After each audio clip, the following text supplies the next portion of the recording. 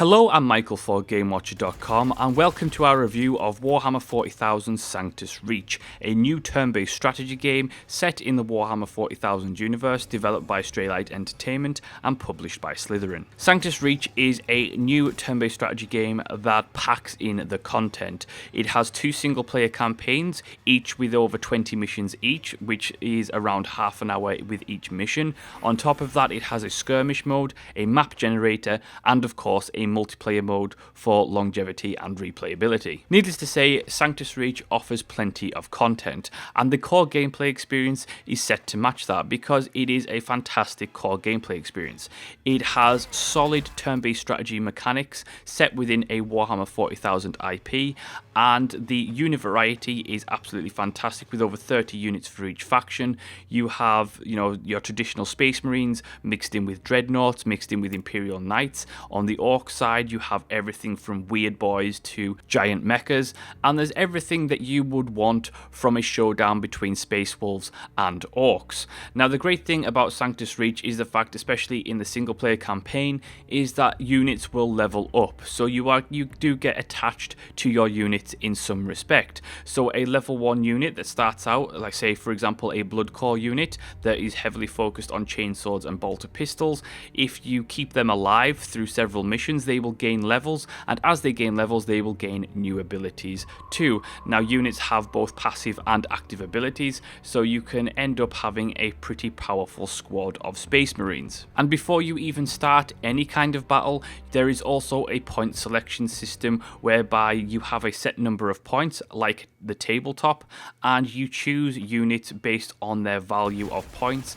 until you have no more points left to spend, and so you're never able to take all of your units into battle at any one time. The core battles themselves are a lot of fun, but can be pretty lengthy, as goes with usual turn-based strategy games. I think the only problem that Sanctus Reach really has is in its polish, in the sense of it is held back by its visual design because it can look somewhat dated. The character models themselves are great, although there's not enough smooth animations for them and varied animations. On top of that, the audio is pretty solid for the most part, but where the game really lets itself down is in its narrative design. There's just not enough story content here. There's no cutscenes, there's no even narration, and one of the best things about Warhammer 40,000 games is their narrative experience.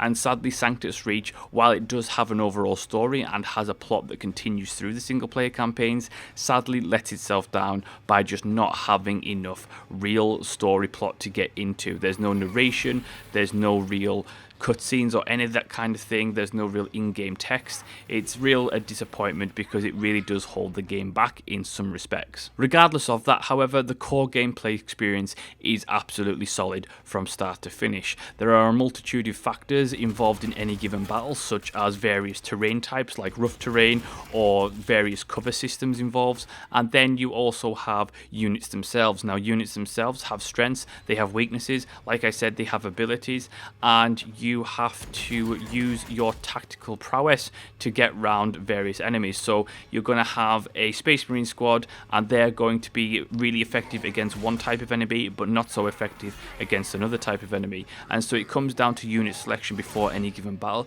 to make sure you're bringing in a varied type of units so that you can deal with the threats that are going to be involved. One of the best things about the core gameplay and the battles themselves is the fact that they are fairly difficult even against the AI opponents, which is something that really did need to happen for the game to remain engaging, especially considering the fact that each match probably lasts upwards of 20 minutes, if not half an hour upwards. And then you're going to have a situation where if the AI and the battle system wasn't competitive and it wasn't giving you a challenge, the game would become boorish and fairly repetitive really quickly.